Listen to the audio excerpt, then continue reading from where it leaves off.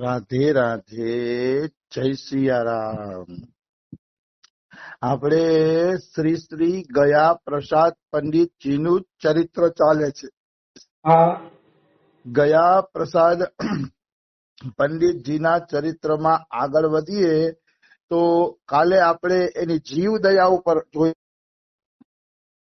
હવે આજે પ્રસંગ આવે છે પર દુઃખ કાતરતા.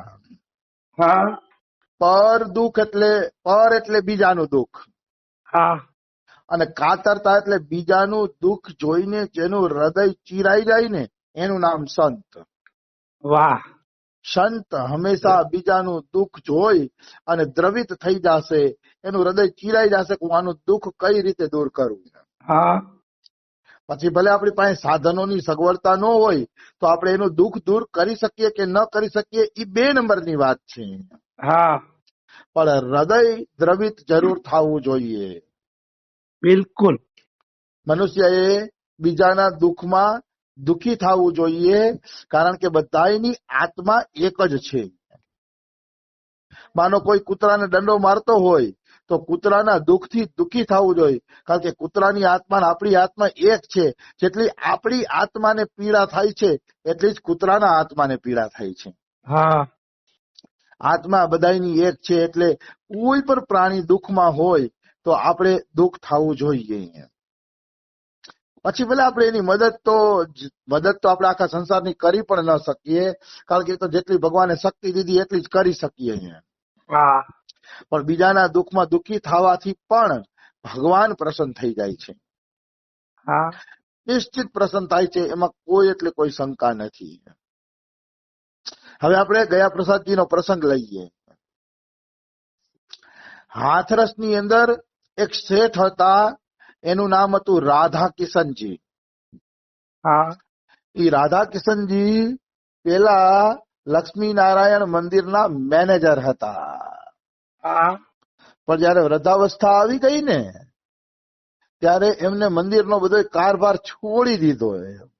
હા મંદિરનો બધો કારભાર છોડી અને ઈ ગયા પ્રસાદ પંડિતજી ભેગા ભજન કરવા આવી ગયા. વાહ ગયા પ્રસાદજી પંડિતજી સાથે ઈ પોતે ભજન કરતા.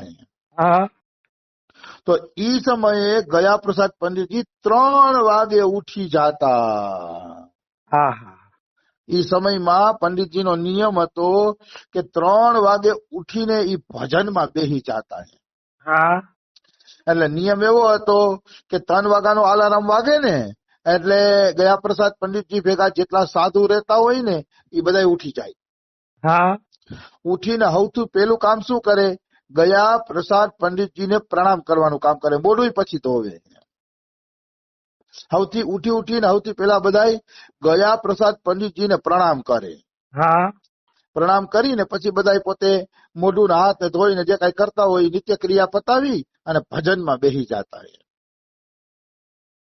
આવી વસ્તુ છે. તો આ રાધા કિશનજી ઈ પણ રોજ 3 વાગે ગયા પ્રસાદ પંડિતજીને પ્રણામ કરવા આવે. દરરોજનો નિયમ એનો. પણ એક વખત રાધા કિશનજીનો પગ પાકી ગયો, એમાં મોટો બધો ફોડો થઈ ગયો. મોટો બધો, એને ખબર નહોતી એવડો મોટો ફોડો થઈ ગયો એના પગની અંદર. હા તો એવડો ફોડો થઈ ગયો ને એટલે હાલવા માટે અસમર્થ થઈ ગયા, કારણ કે હાલે ને તો પગનો ફોડો દુખે. હા એટલે એ હાલવા ચાલવા માટે અસમર્થ થઈ ગયા. હા એટલે અલાર્મ વાગ્યો ને તો એ ગયા પ્રસાદ પંડિતજીના દર્શન કરવા ન જઈ શક્યા, કારણ કે પગ દુખતો હતો. હા એટલે જઈ ન શક્યા. પણ ગયા પ્રસાદ પંડિતજી શૌચ ગયા, સ્નાન કર્યું.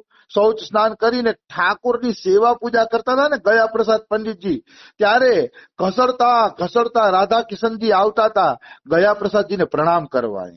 હા આ ઉત્તમ ગુરુ નિષ્ઠા છે હા કે ગુરુ બાજુમાં હોય તો ગુરુને પ્રણામ કરીને જ બધા કામ કરવા જોઈએ. વાહ ગુરુ તમારી હાવ બાજુમાં હોય, આશ્રમમાં રહેતા હોય ને ગુરુને પ્રણામ કર્યા વગર તમે સ્વતંત્ર ભજન ને આ તેને કરવા માંડો, સારું ન લાગે. ગુરુને તો પ્રણામ કરવા જોઈએ ને. હા ગુરુજીને પ્રણામ કરીને જ બધા કાર્ય ઉપાડવા જોઈએ. તો આ રાધા કિશનજી ઘસડાતા ગયા પ્રસાદ પંડિતજીને પ્રણામ કરવા આવતા હતા. તો ગયા પ્રસાદ પંડિતજીએ જોયું, સેવા કરતા કરતા જોયું કે રાધા કિશનજી ઘસડાતા મને પ્રણામ કરવા આવે છે. હા એ જોયું રાધા કિશનજીએ, અને એ જોયું ને ઓલા ગયા પ્રસાદજીએ જોયું ને દયા આવી ગઈ ગયા પ્રસાદ ને. હા ગયા પ્રસાદ પંડિતજી વિચારે છે કે આ ઘસડાતા આ જીવ કેદી મારી પાસે પહોંચી લેશે અને એને કેટલું કષ્ટ પડશે. એટલે ગયા પ્રસાદ પંડિતજી ઠાકુરજીની સેવા છોડી દોડ્યા. વાહ. આને કહેવાય પર દુઃખ કાતરતા. હા ઠાકુર સેવાય છોડી દીધી અને રાધા કિશન પાસે જઈને કીધું કે રાધા કિશન તમે તકલીફ ન કરો, લ્યો હું આવી ગયો છું, કરી લ્યો ચરણ સ્પર્શ.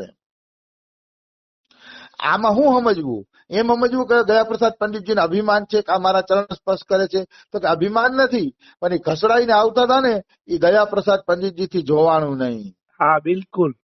અભિમાન આવા સંતોને હોય જ નહીં કે અમારા કોઈ પગ પૂજે.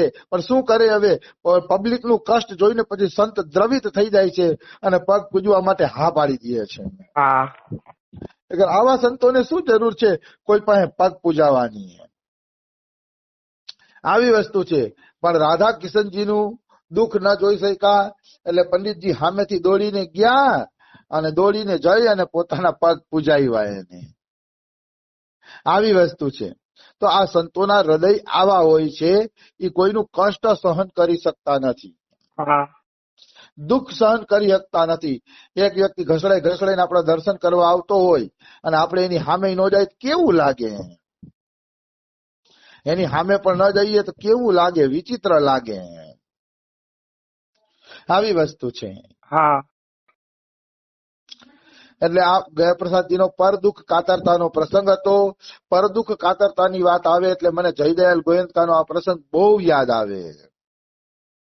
જયદયાલજીનો પ્રસંગ મને બહુ જ યાદ આવે કે એક વખત જયદયાલ ગોયંકાના ગોરખપુરમાં કોઈ નીચી જાતિના લોકો હશે, હરિજન લોકો, એ લોકોની ઝૂંપડીઓમાં આગ લાગી ગઈ. હા તો લગભગ 27-28 ઝૂંપડા બળી ગયા. 27-28 ઝૂંપડા બળી જાય છે. એટલે એ બધા આવ્યા હરિજન લોકો જયદયાલ ગોયંકા પાસે અને કીધું, મહારાજ અમે તો ઘર વગરના થઈ ગયા, કે કાંઈક કૃપા કરો જેથી અમારા ઘર પાછા બની જાય. તો ગયા પ્રસાદ પંડિતજી કે ઠીક છે, તમારા ઘર બનાવી દઈએ, એમાં શું છે. પછી ગયા પ્રસાદ પંડિતજીએ પોતાનો રૂપિયો લગાડીને એના ઘર બનાવી દીધા બધાના. વાહ. ઘર બનાવી દીધા ને તો 6 મહિના પછી પાછી આગ લાગી. પાછી આગ લાગીને પાછી બધી કુટિયાઓ બળી ગઈ. આગની અંદર પાછી બધી કુટિયાઓ બળી જાય છે. હા એટલે ઓલા લોકો પાછા આવ્યા જયદયાલ પાસે કે જયદયાલજી દયા કરો, અમારી તો બધી કુટિયાઓ બળી ગઈ છે, તમે કઈક દયા કરો. તો ગયા પ્રસાદ પંડિતજી કે અચ્છા ઠીક છે, બનાવી દેસી. પાછી કુટિયા બનાવી દીધી. હા પાછી આગ લાગી. આવી 2-3 વખત આગ લાગે છે ને કુટિયા બળી જાય છે ને આ બનાવી દે છે.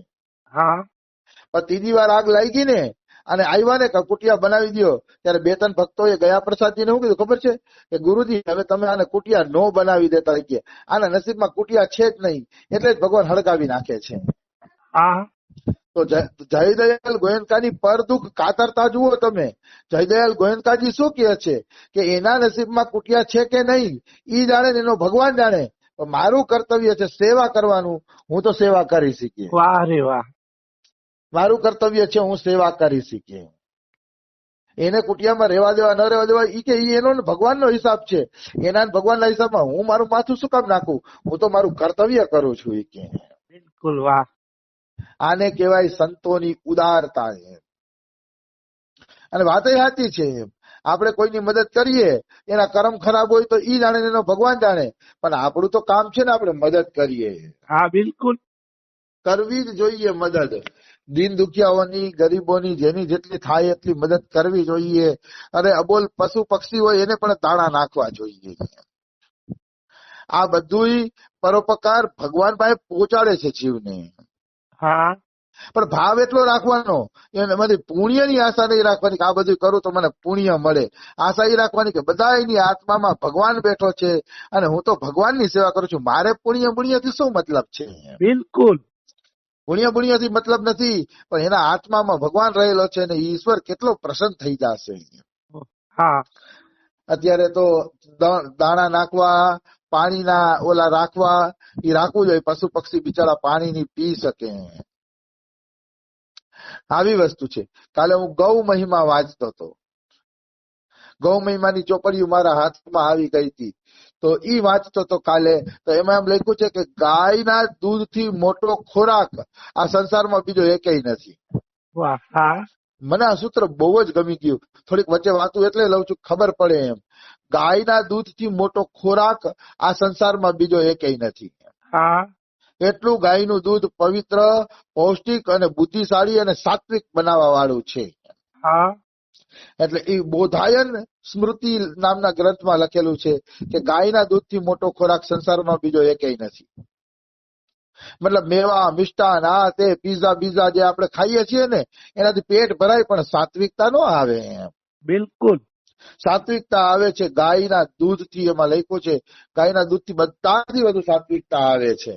હા તો કોકે રામસુખદાસજીને પ્રશ્ન કર્યો કે હે રામસુખદાસજી, ખરેખર ગાયના દૂધથી જીવનમાં સાત્વિકતા આવે છે?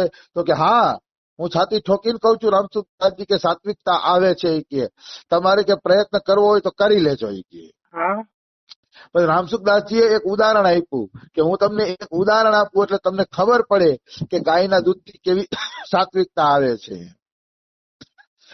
એક રાજા હતો.